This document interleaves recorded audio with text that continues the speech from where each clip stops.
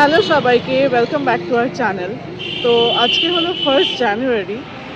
Happy new year সবাইকে। Happy new year সবাইকে। তো এখন আমরা চলেছি বাঁকুড়ার পথে। পথে জয়পুর ফরেস্ট পড়বে, তো সেটা দেখে আমরা যাব বাঁকুড়া। তো আমাদের সাথে দেখতে থাকুন আজকে আমরা কোথায় কোথায় যাই আর কী দেখি। তো আজকে বছরের প্রথম দিনে আমরা বেরিয়ে পড়েছি বাঁকুড়া বিষ্ণুপুরের পথে। এখনো অবধি আমাদের 32টা দেশ দেখা হলেও আমার এখনো বিষ্ণুপুরের টেরাকোটার মন্দির দেখা হয়ে ওঠেনি। তাই কিছুটা আমার আবদারেই আজ আমরা বিষ্ণুপুরের পথে জয়পুর ফরেস্ট পড়বে, সেখানে অল্প ব্রেক নিয়ে আমরা সোজা চলে যাব বিষ্ণুপুরের মন্দির দেখতে। আজ 1 জানুয়ারি, তাই কোনা এক্সপ্রেসে না গিয়ে আমরা বেলঘরিয়া এক্সপ্রেসওয়ে ধরে বালি দিয়ে দক্ষিণেশ্বরের মন্দিরের একদম পাশ দিয়ে চলেছি।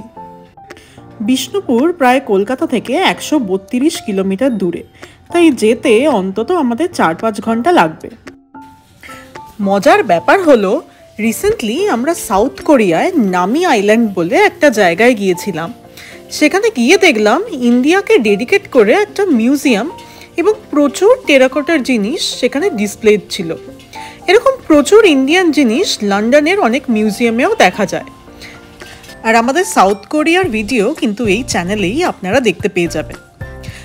তো বাড়ি থেকে হাজার হাজার মাইল দূরে গিয়ে এই জিনিসগুলো দেখলাম, কিন্তু বাড়ির কাছেই এই শহরটাতেই এখনো যাওয়া হয়নি।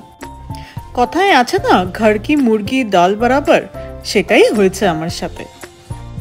টেরাকোটার মন্দির ফার্স্ট টাইম দেখবো বলে এক্সাইটেড তো ছিলামই, কিন্তু এই গ্রাম বাংলার মধ্যে দিয়ে এই চলার পথটাও কিন্তু অসাধারণ ছিল। শহর থেকে বেরোলেই যত গল্প বইতে যত গ্রাম বাংলা নিয়ে পড়েছি, সেগুলো সব কেমন যেন মনে পড়ে যায়। আর কথা বলতে বলতে প্রায় 3.5 ঘন্টা পরে আমরা পৌঁছে গেছি জয়পুর ফরেস্টে। এখন বাজে প্রায় দুপুর 12:30, তাই এখানে লাঞ্চ করে আমরা সোজা চলে যাব বিষ্ণুপুরের পথে। জয়পুর ফরেস্টেও ঢোকা যায়, প্রচুর সাফারি হয় শুনেছি, কিন্তু এখন আর তার টাইম নেই আমাদের হাতে। তাই এই বনলতা রেস্টুরেন্টে লাঞ্চ করে আমরা সোজা চলে যাব বিষ্ণুপুর। কোভিডের পর এই স্টেকেশন বা নিজের শহরেই অন্য কোথাও গিয়ে থাকা 2-1 দিনের জন্য কিন্তু বেশ জনপ্রিয় হয়ে উঠেছে। তাই জয়পুরেও দেখলাম বনলতা ছাড়াও আশেপাশে বেশ কয়েকটি রিসোর্ট খুলেছে। আগে জানলে অবশ্যই আমরা ওভারনাইট স্টে করতাম। তাই আপনারা যদি একদিন কোনো নির্জন জায়গায় কাটাতে চান, অবশ্যই এই জয়পুরের কাছে রিসোর্টগুলোকে একবার মাথায় রাখবেন। আর এই রেস্টুরেন্টের সামনেই শুরু হয়ে গেছে টেরাকোটার হাট।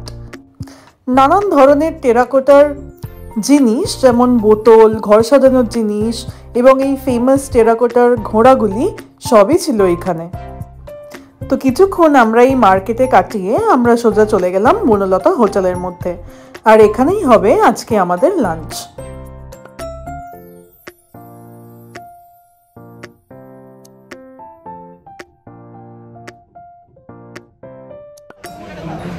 তো আমরা এখন খেতে এসেছি বনলতা হোটেল, তাই তো? জয়পুর ফরেস্টের ঠিক আগে বনলতা হোটেলে খেতে এসেছি। খাবারগুলো কেমন হয় এবার খাওয়ার পর জানাবো। তো আজকের মেনুতে ছিল গ্রিন স্যালাড, ভাত, ডাল, আলু ভাজা এবং মাটন কারি, আর তার সঙ্গে ছিল ফ্রেশ লাইম সোডা। খেতে কিন্তু বেশ ভালোই ছিল খাবারগুলি।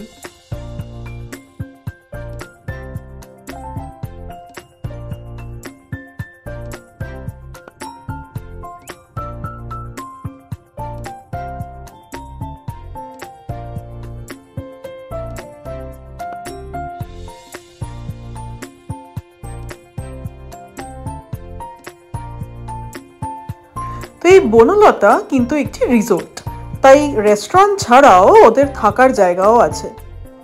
ঠিক রেস্টুরেন্টের পিছনেই ওদের কটেজগুলি, এবং খাওয়া দাওয়া শেষে আমরা একটু এক্সপ্লোর করছিলাম। খুবই সুন্দর সাজানো ছিল চারিপাশটা। প্রচুর ফুলের গাছের সাথে সাথে এই লেকের মধ্যে একটা ফাউন্টেনও ছিল। জায়গাটাকে দেখে মনে হলো যে একদিনের পিকনিক বা একদিনের ওভারনাইট স্টে করার জন্য কিন্তু পারফেক্ট।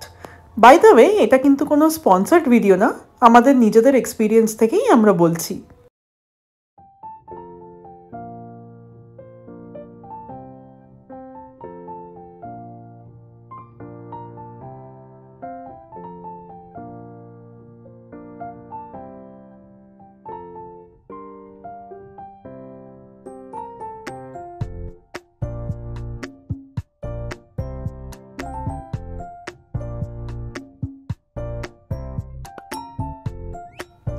আর এবার চলেছি আমরা ফাইনালি বিষ্ণুপুরের পথে।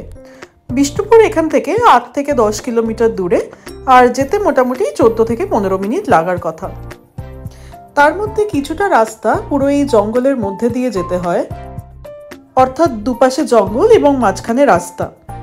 কিন্তু মাঝে মাঝেই কিছু জায়গায় স্পেসিফাই করা ছিল যে সেগুলো অ্যানিমাল করিডোর, অর্থাৎ হরিণ বা হাতি সেখান দিয়ে রাস্তা ক্রস করে, তাই অত্যন্ত সাবধানভাবে গাড়ি চালাতে বলা হয়েছিল। আর রাত্রিবেলা এই রাস্তায় এলে নাকি সত্যি হাতি এবং হরিণ দেখা যায়। দিনের বেলা অবশ্যই জঙ্গলের মধ্যে না গেলে কোনো জন্তু জানোয়ার দেখা পাওয়ার সম্ভাবনাটা যথেষ্ট ক্ষীণ, কারণ এত গাড়ি ঘোড়া আর এত মানুষজনের মধ্যে ওরা বেরোয় না।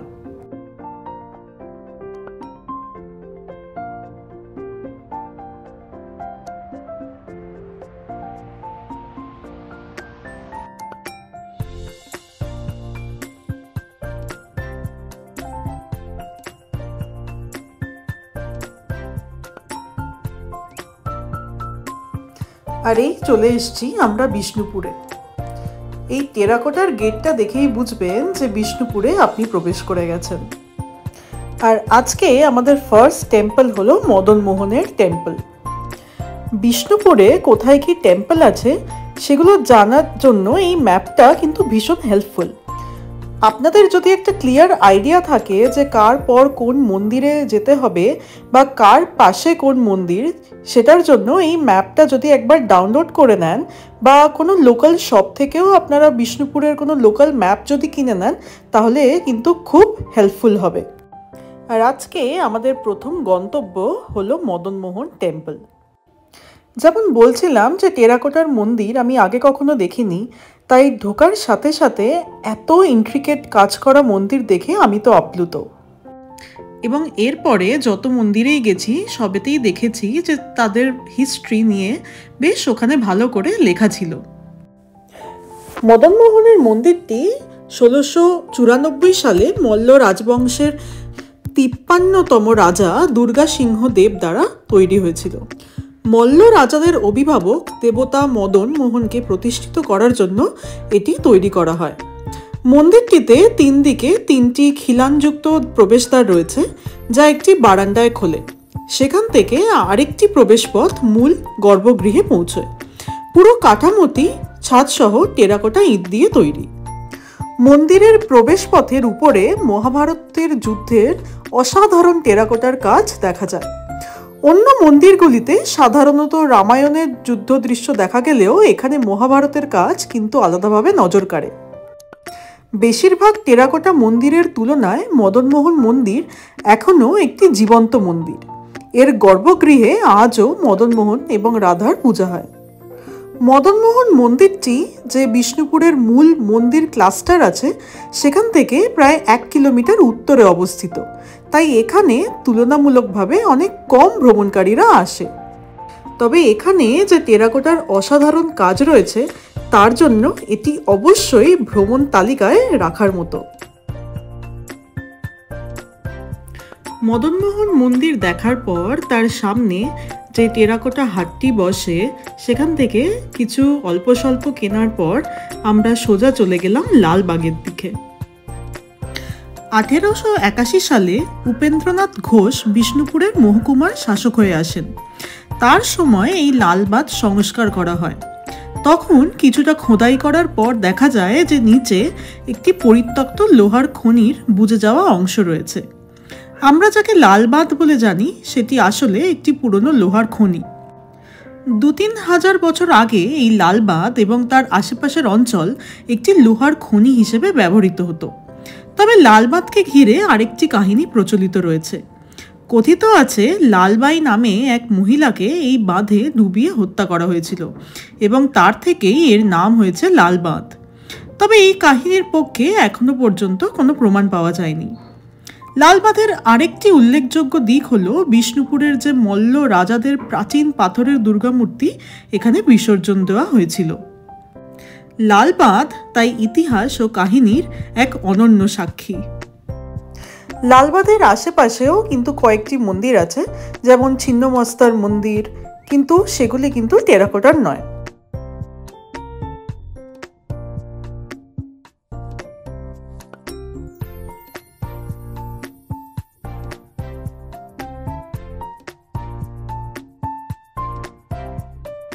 লালবাগ দেখে আমরা সোজা চলে গিয়েছিলাম রাসমঞ্চর দিকে। রাসমঞ্চ বিষ্ণুপুরের একদম মধ্যবর্তী, অর্থাৎ একদম সেন্টারে অবস্থিত। রাসমঞ্চটি আকারে কিন্তু বিশাল, প্রায় 30 মিটার চওড়া এবং 12.5 মিটার উঁচু। 1.5 মিটার উঁচু যে প্ল্যাটফর্মটি আছে সেটি ল্যাটেরাইট পাথর দিয়ে তৈরি এবং প্রধান যে কাঠামোটি আছে সেটি তৈরি ইটের। তবে সবচেয়ে আকর্ষণীয় দিক হলো এর পিরামিড আকৃতির ছাদ, যা মিশর বা ইজিপ্টের পিরামিডের সাথে সাদৃশ্য রাখে। রাসমঞ্চর ঠিক কেন্দ্রে বা সেন্টারে রয়েছে একটি ছোট্ট মন্দির, যার চারপাশে 3টে পরপর গ্যালারি। প্রত্যেক দিকেই রয়েছে 10টি প্রবেশপথ, যার মাধ্যমে প্রাকৃতিক আলো ভেতরে প্রবেশ করে। এর 90টি স্তম্ভ ও করিডোর মিলে তৈরি হয়েছে এক গোলকধাঁধা, যেখানে হাঁটতে গেলে দিগ্ভ্রান্ত হওয়া কিন্তু খুব সহজ। আপনারা যদি কখনো লখনৌয়ে গিয়ে থাকেন তাহলে এই রাসমঞ্চ কিন্তু আপনাদের ভুলভুলাইয়ার কথা মনে করিয়ে দেবে। তবে কারুকার্যের দিক থেকে এই রাসমঞ্চ কিন্তু সম্পূর্ণ সাদামাটা। কিছু পদ্মের মোটিভ ছাড়া এর দেওয়ালে তেমনি বিশেষ কোনো অলঙ্করণ নেই। রাসমঞ্চের সবচেয়ে উল্লেখযোগ্য ঐতিহ্য হলো প্রাচীনকালে এখানে প্রতি বছর রাস উৎসবের সময় আশেপাশের সমস্ত রাধাকৃষ্ণের মূর্তি এনে জনসাধারণের জন্য এখানে প্রদর্শিত করা হতো। এই ঐতিহ্য প্রায় 250 বছর ধরে চলেছিল, যা 1932 সালে বন্ধ হয়ে যায়। এবং এটি ধারণা করা হয় যে রাসমঞ্চটি মল্ল রাজা বীর হাম্বিরের সময় প্রায় 1500 থেকে 1600 খ্রিস্টাব্দে নির্মিত হয়েছিল। তবে এর যে সঠিক নির্মাণকাল কিন্তু এখনো নিশ্চিত নয়। বিষ্ণুপুরের রাসমঞ্চ তাই শুধুমাত্র একটি ধর্মীয় স্থাপত্য নয়, এটি আমাদের সংস্কৃতি এবং ঐতিহ্যের এক উজ্জ্বল নিদর্শন। তাই আজও তার অনন্য শৈলীতে দর্শনার্থীদের মুগ্ধ করে। রাসমঞ্চ দেখে এবার আমরা সোজা শ্যামরায় মন্দিরের পথে। 1643 সালে বীর হাম্বিরের পৌত্র 51তম মল্ল রাজা রঘুনাথ সিংহ শ্যামরায় মন্দিরের নির্মাণ করেন। এটি বিষ্ণুপুরের প্রথম পঞ্চরত্ন শৈলীর মন্দির, সম্পূর্ণ ইট দিয়ে তৈরি এবং টেরাকোটার অসাধারণ অলঙ্করণে সজ্জিত এই মন্দির। মন্দিরটি কিন্তু একদমই স্কোয়ার ভাবে বানানো, যার উপর রয়েছে বাংলার 4 চালার ছাদ। 4 কোণে 4টি স্কোয়ার টাওয়ার এবং কেন্দ্রে একটি অক্টাগোনাল আকৃতির টাওয়ার। প্রতিটি দিকেই 3টে প্রবেশপথ রয়েছে, যা মন্দিরের আলো ও বাতাস প্রবেশের জন্য সাহায্য করে। মন্দিরের 4টি দেওয়াল, প্রবেশপথ এবং টাওয়ারগুলো টেরাকোটার অদ্ভুত শিল্পকর্মে সজ্জিত। দক্ষিণমুখী যে দেওয়াল রয়েছে তাতে রাসমণ্ডল, যেখানে শ্রীকৃষ্ণের রাসলীলা চিত্রিত রয়েছে। এই মন্দিরে টেরাকোটার শিল্পকর্ম এতটাই সুদৃশ্য যে প্রতিটি কোণায় এক নতুন গল্প খুঁজে পাওয়া যায়। মন্দিরটির শিলালিপি অনুযায়ী এটি রাধা ও কৃষ্ণের আনন্দের জন্য নির্মিত হয়েছিল। আজ মন্দিরটি এটি অত্যন্ত সুপরিচালিত বাগানঘেরা পরিবেশে দাঁড়িয়ে আছে। তবে প্রায় 1860-এর দশকের ছবি দেখলে বোঝা যায় যে একসময় এটি গাছপালায় ঢেকে গিয়েছিল। অনেক সংরক্ষণ এবং সংস্কারের পর মন্দিরটি তার আগের অবস্থায় ফিরে পেয়েছে। এছাড়াও বিষ্ণুপুরে রয়েছে আরও 10-12টি মন্দির, যেমন জোর বাংলা মন্দির, তার সাথে রয়েছে গড় দরজা। বিষ্ণুপুরে 2টি প্রবেশদ্বার রয়েছে, যা স্থানীয় লোকজন গড় দরজা নামে চেনেন। মূর্ছা পাহাড়ের পাশে একটি পাথরের ছোট্ট ঢিবি দেখা যায়। এই ছোট্ট দরজাটি পার হওয়ার পরই দেখা যায় বিশাল আকৃতির প্রধান দরজা, যা একসময় বিষ্ণুপুরের রাজ্যের রাজপ্রাসাদের প্রবেশপথ ছিল। গড় দরজা তৈরি হয়েছিল শত্রুদের আক্রমণ থেকে রাজপরিবারকে সুরক্ষিত রাখতে। এই গেটের উপরে রয়েছে বিশাল একটি ছাদ এবং একটি গোপন ঘর। সৈন্যরা এই গড় থেকে শত্রুদের গতিবিধি নজর রাখত এবং হঠাৎ আক্রমণের মাধ্যমে তাদের পরাস্ত করত। যাকে কথা বলতে বলতে আমাদের বিষ্ণুপুর দর্শন আজকের মতো শেষ। এবার আমরা কলকাতা ফেরার পথে। তবে একটা কথা বলে রাখা ভালো, এখানে যদি আপনারা নিজেদের গাড়ি নিয়ে আসেন তবে সবচেয়ে ভালো উপায় বিষ্ণুপুর দেখার হলো সেই গাড়িটিকে কোনো একটা জায়গায় পার্কিং করে সাধারণ টোটো বা লোকাল যে অটোগুলি থাকে সেইগুলো নিয়ে চারদিকটা ঘুরে দেখা। আর আবার 4 ঘন্টার জার্নির পর আমরা চলে এসেছি কলকাতায়। যেহেতু আমরা বালি হয়ে বেলঘরিয়া এক্সপ্রেস ধরে এসেছি, তাই আসার পথে দক্ষিণেশ্বর মন্দিরও দর্শন হয়ে গেল। যাকে আজকের ভিডিও এই অবধি। আর ভিডিওটিকে ভালো লাগলে অবশ্যই আমাদের চ্যানেল দ্য সুটকেস কাপলকে সাবস্ক্রাইব করতে ভুলবেন না। দেখা হবে পরের ভিডিওতে।